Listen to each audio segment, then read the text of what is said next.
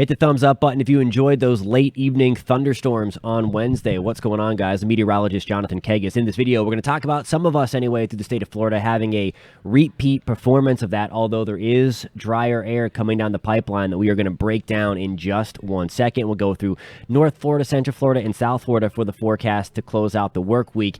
And then we're going to break down the tropics. We do have a newly designated system, Potential Tropical Cyclone 16, that was designated off of the Florida coast. It is moving away from Florida, but we're going to get all into that and what that means for our beaches if you do have plans to go there, and it's not going to be a good beach weekend for that. Anyway, before we get into the video, if you do want to stay updated on all things Florida weather, especially as we venture through the rest of hurricane season, you have to hit subscribe. Please do that. Hit that thumbs up button again if you find this content helpful or if you liked the rain and thunderstorms late last night. All right, so here is Potential Tropical Cyclone 16. We'll get into what that means in just 1 second, but this is what we've been highlighting over the past few days. Again, our front still draped there. It developed out of non-tropical origin, so there are fronts attached to this, so that's kind of a sneak peek as to what we're going to get into of why it's a potential tropical cyclone anyway. But nonetheless, there it is. That is lifting towards the Carolinas. It's going to bring those folks some tropical storm conditions, 40 to 50, maybe 60 mile per hour wind gusts and 2 to 4 inches of rain at least. So kind of an ugly Friday into Saturday for them up there. For us, we are going to be on the drier side, but it is going to be nasty at the beaches because of the increased wave heights, likely 6 to 9 foot waves.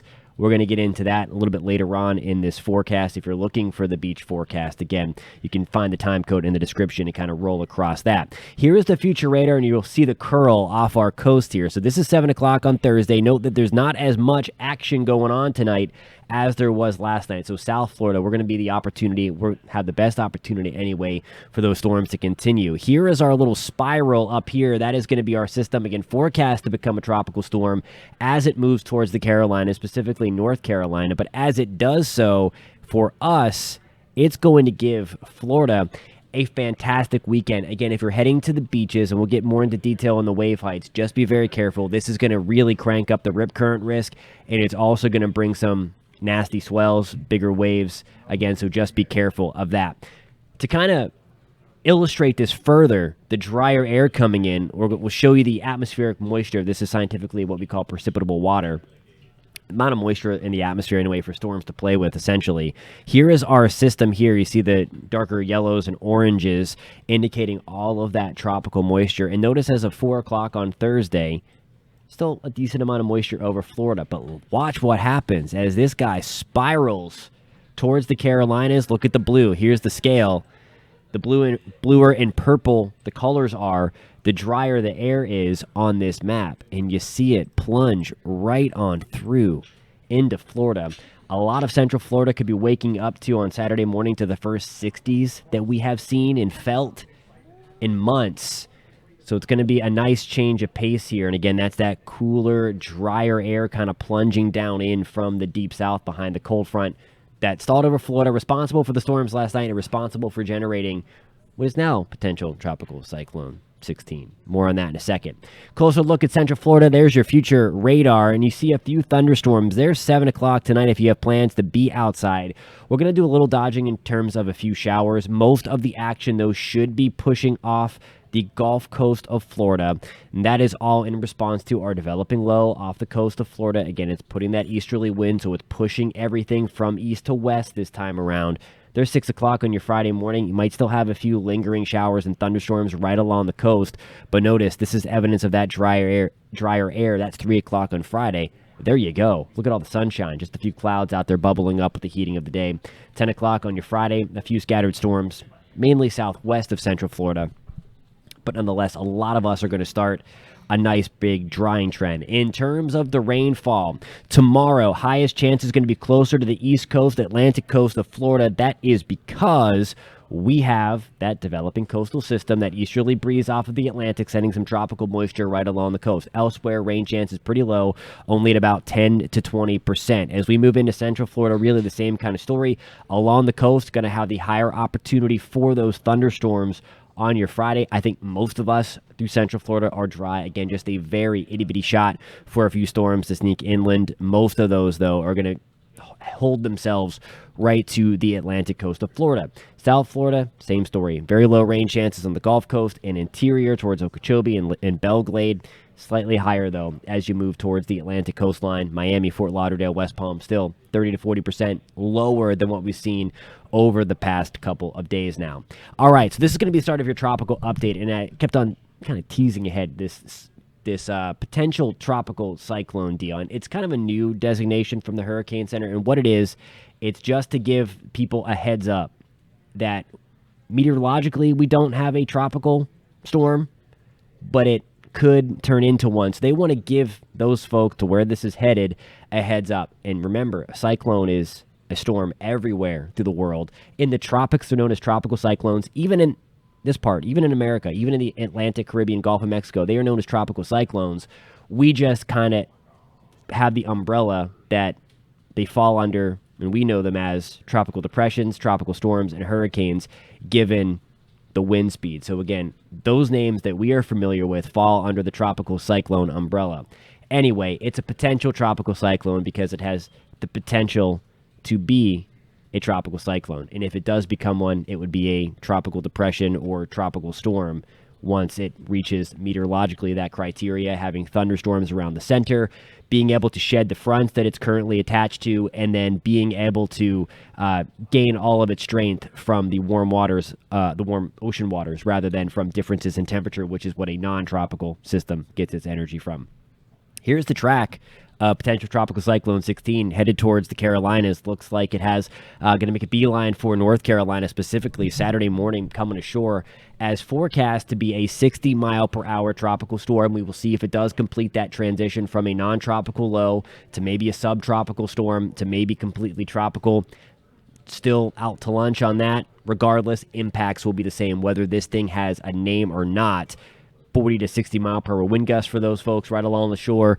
And then again, a lot of heavy rain. So there's the high-res future radar. Again, it's showing us dry for us. And this is going to pull in a lot of drier air to Florida. There's 1 o'clock on Saturday morning, this thing working its way on shore towards the Wilmington area. Some heavy rain towards the North Carolina, South Carolina line. And then all that heavy rain going to continue to push up towards the the mid-Atlantic and into New England as we move into Saturday. Look at all the heavy rain towards New York City, towards Boston, towards Long Island, Massachusetts as well. So that's going to continue to work its way up there. As it develops over the next couple of days, again, our wave heights are going to increase. This is kind of a second weekend now. We had Lee last weekend, again, giving us some nasty beach conditions. But you see it right there, this green color on the scale, 6 to 9 foot waves building off of Flagler County, Volusia County, into Brevard County as well. This is really going to extend all the way towards Fort Pierce, Indian River County, Martin County, also towards West Palm Beach.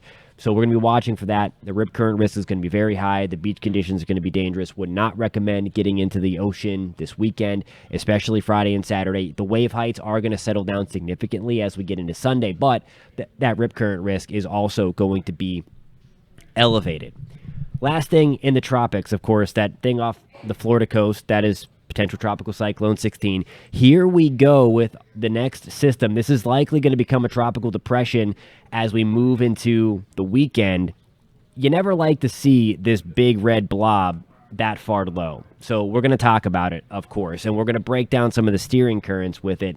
This, I think, at this stage of the game is more of a watch for the Northeast Caribbean. I think there are two ways out for this system to take before it would get to the Bahamas or Florida or the southeast corner of the United States, and I'll show you why in just 1 second. First of all, I want to show you the European model, and that has it rolling across the Atlantic, and then watch what happens. This is September 26th, so 5-6 days from now. There it is, that little ball. It goes up and out very quickly. That's one of the solutions. The American GFS has it getting to about right here before it makes its turn up. And the reason for that is a difference in sampling between this big steering pattern. Now, I do think both of them have the right idea here, both models, with this big, expansive Bermuda high staying nice and packed. The bluer colors on your screen represent the higher pressure. The redder colors, the darker colors, represent lower pressure. So here is our little guy here, nice and weak, and then it starts to strengthen a little bit. But you see that little hook right here. One thing that we're going to be watching as we get towards the latter stages of next week, this is next Thursday, 7 days from now, is where this thing is, where this is, and if this little weakness. You see how there's a break between the two high pressures? That's what this storm feels, and it goes up and out. It becomes a problem for nobody. The GFS wants to get this guy further out here to kind of close off that first escape route. And it puts the storm right in through here, Northeast Caribbean, maybe towards Puerto Rico, before it goes up and out. So those are kind of the two scenarios. I am optimistic, though, in both cautiously. Anyway, we're always going to watch. We never like when these storms come off low. But as we get deeper into September, it becomes harder for these waves that roll off of Africa to connect to the United States, because we start having more cold fronts come on through. So really, Florida starts to look for, again, tropical systems that find themselves way deep in the Caribbean or way in the Gulf of Mexico to then be lifted up by those dips in the jet stream, which, again, that is just what we would tend to look for if something's going to impact Florida. Certainly if, let me get all my telestration marks on here, certainly if we do have this area of high pressure build in faster, or the storm, whoa, I just put a storm track on that. Let me get that off. If we have this high pressure build further out here to kind of force it in more, we're looking at a different story. If it were to be slower and miss its ride out, a lot of things can still happen. It's certainly something to keep in the back of your head, but this is nothing to freak out about if you live in the United States. Of course, this is the Florida forecast. If you live in Florida, again, this is something to be mindful of, that there's something out there that rolled off of Africa low. But again, cautiously optimistic this thing turns. It's got a couple of ways to go out. We're really just watching, I think, mostly concerned for the Northeast Caribbean. And still, that is a question. If it follows the Euro, it's going to find that weakness and get up and out. But we're going to keep a close eye on that one. Next two named storms, by the way, are Ophelia and Philippe. And we might find both of those by the weekend. We'll see what happens. Alrighty, guys, thank you so much for tuning in. If you found this content helpful, please give it a thumbs up. If you want to stay updated on all things Florida weather and the rest of hurricane season, of course, you have to hit subscribe. Please do that, and we will catch you next time.